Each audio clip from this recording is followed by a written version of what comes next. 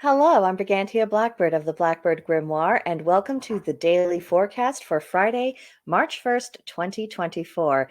As you can see, we are doing things a little bit differently. I want to expand on the content available in these few morning tidbits. So let me know what you think of this in the comments below so I know whether or not this should be a permanent change. But good morning. Hail Freya the Beloved, hail Frigga the All-Mother, no matter who you are honoring on Fridays, whether they're from the Norse pantheon or they are a deity also associated with the planet Venus and, of course, the concept of love. I hope you do give them some of your attention today.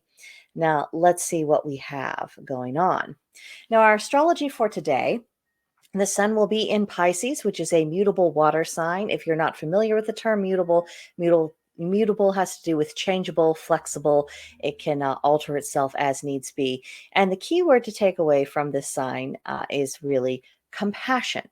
We are having an atmosphere in which we can draw upon the energies of compassion. Now, the moon is in third quarter Scorpio, which is a fixed water sign, and the key word for that is self-confidence. The moon tends to deal with our inner workings and our motivations. So what you are doing, go forward confidently, once you've made sure of your ground, of course. The planet Mercury is in Pisces, again, mutable water sign. Its keyword is creativity. Mercury has everything to do with communication. So maybe experimenting with a different approach or just tinkering with the manner in which you express yourself. That could be useful to do today.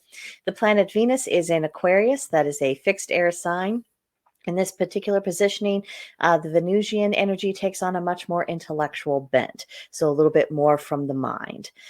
Mars is in the sign of Aquarius, fixed air. The keyword for that is stayed, which is, a little bit counterintuitive for us, perhaps, because, Mars is associated with gods of war, very proactive, doing things, very aggressive.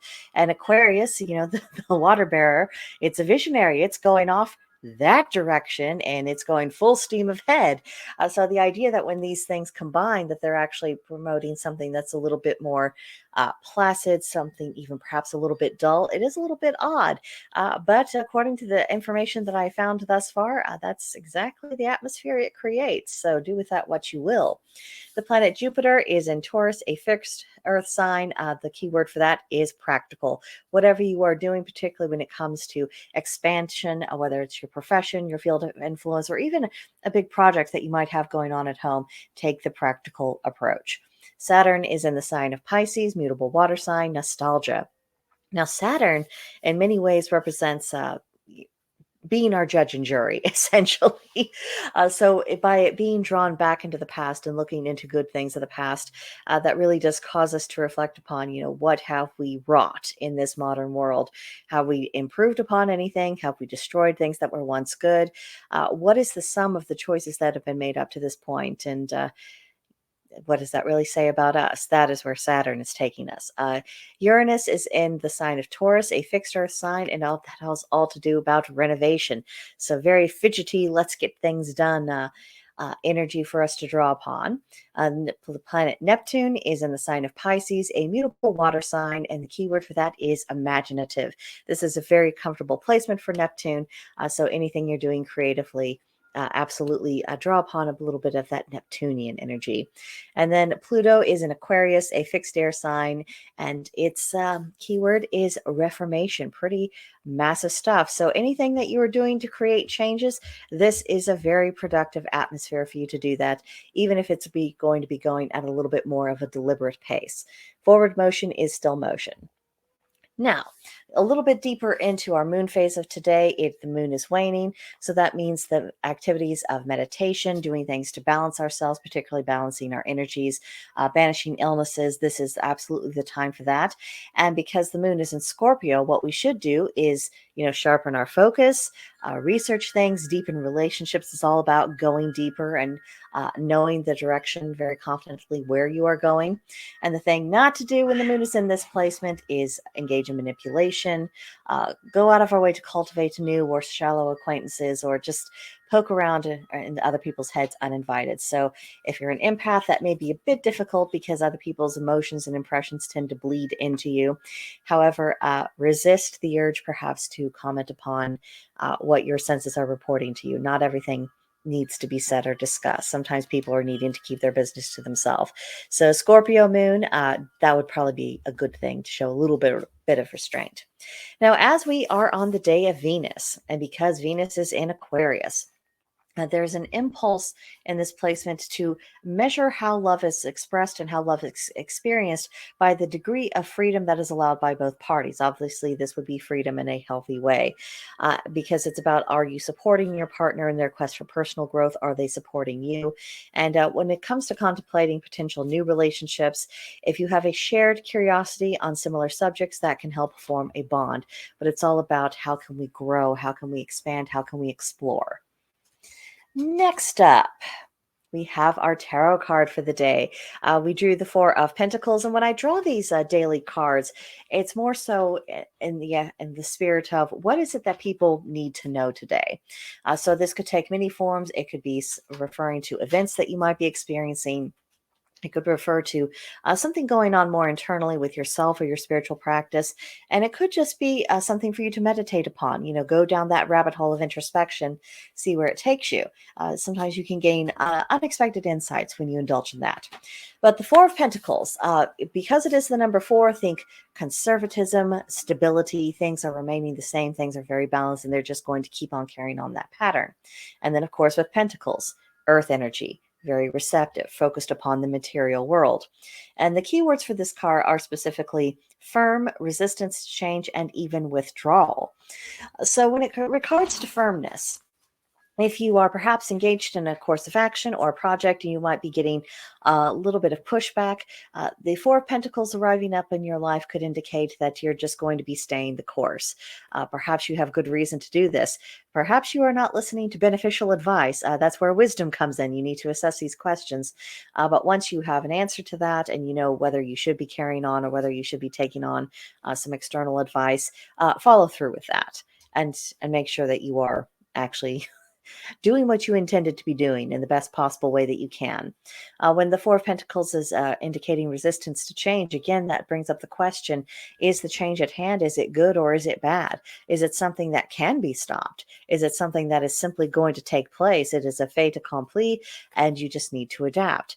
That's something to introspect about. And then withdrawal, which is an interesting word when we're thinking about the Suit of Pentacles, because the Pentacles, of course, is very earthly bound. It's focusing upon earthly matters, a lot of times having to do with, agriculture or your profession or just the active doing of the things. And so withdrawing from that, that's indicating to me that perhaps this could be impacting people who have projects that are a bit more personal to them, projects that aren't necessarily ready for the public eye, or things that someone is just doing for their own sake. It's not about what anyone else thinks. It's not really for anyone else to particularly know. This is just for them. So the Four of Pentacles could be speaking in that way. Next up, we have our Celtic triad of the day. And now I've been sharing these triads since the beginning of the year, because I think the triads, they're a beautiful, enduring example of folk wisdom, and taking on this little thought for the day. It's something to kind of bring you back to something more spiritual and something more nurturing to your spirit when, the day does what the day does. So today's triad reads, 3 things excellent in a person: diligence, sincerity, and humility.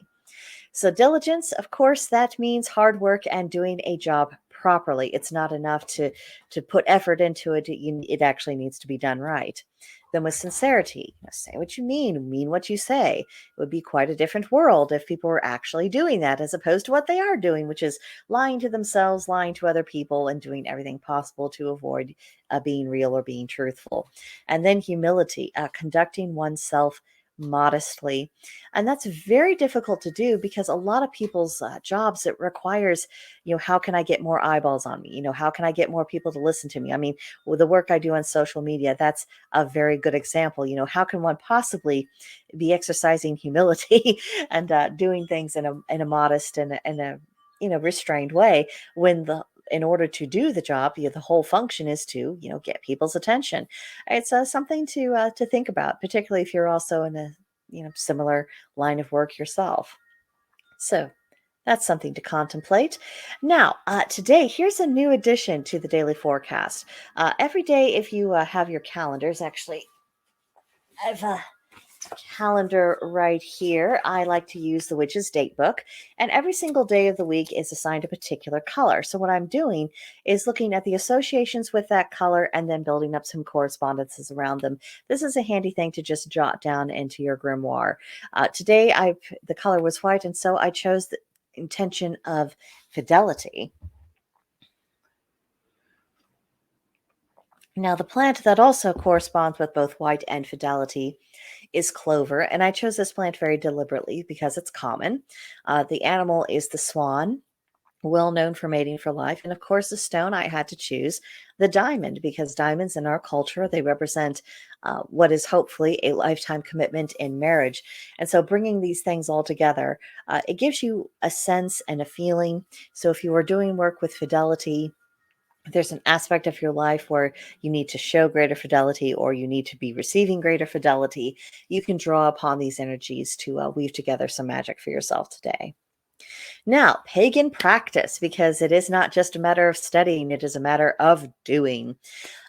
First of all, first of the month, so it's time for our New Year's resolutions checkup. Yes, I'm going to be doing this every single every single step along the way this year. The 1st and the 15th or thereabouts. Expect the nagging.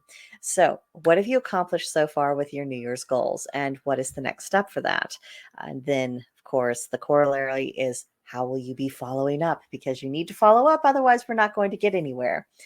Second thing to do is create a March bucket list. What do you want to get accomplished this month? And it can be anything on this list. It could be your spiritual goals. It could be your gardening goals. It could be housekeeping. It could be your work. It could be something you're working on with your spouse. It could have something to do with your children.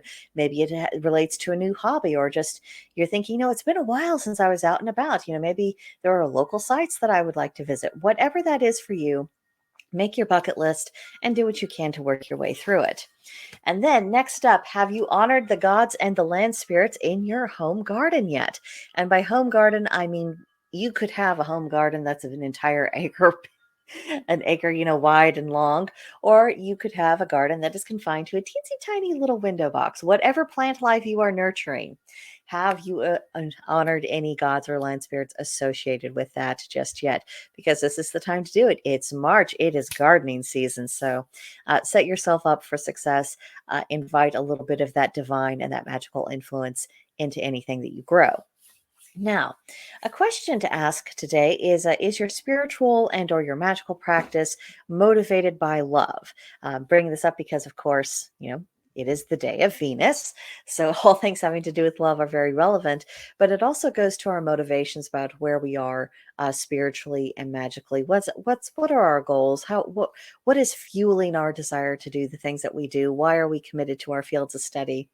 And if it isn't motivated by love, what is that thing that it's motivated by? And is that really a good idea? So lots to contemplate there. And then, of course, this is an opportunity to study the planet Venus and both its spiritual and magical lore, its astrological lore, as well as what has science has learned about the planets itself, and also to study the goddess Venus and her associated lore. And lastly, I give you a pretty spring picture to enjoy and contemplate a little bit, found it on Pinterest, as I do with most things, and along with a journal prompt. What do you want to bring into balance before the spring equinox? Because that's what we're heading to. We're getting to where we're going to start having more daylight hours than nighttime hours. And so that moment of the equinox is when we have that perfect even keel between the two. So, what is it that you're wanting to bring into balance? How can this really benefit you in your life and in your spiritual practice? Maybe it is your daily life and your spiritual practice that is requiring a greater degree of balance or coming into better harmony. Whatever that thing is, just kind of journal about that today. See where your thoughts take you. And that is it for the daily forecast. I hope you enjoyed it. Again, let me know about what you think of this format. And we'll just see where we go with this going forward. But have a fantastic rest of your day, and I will see you guys tomorrow. Bye bye.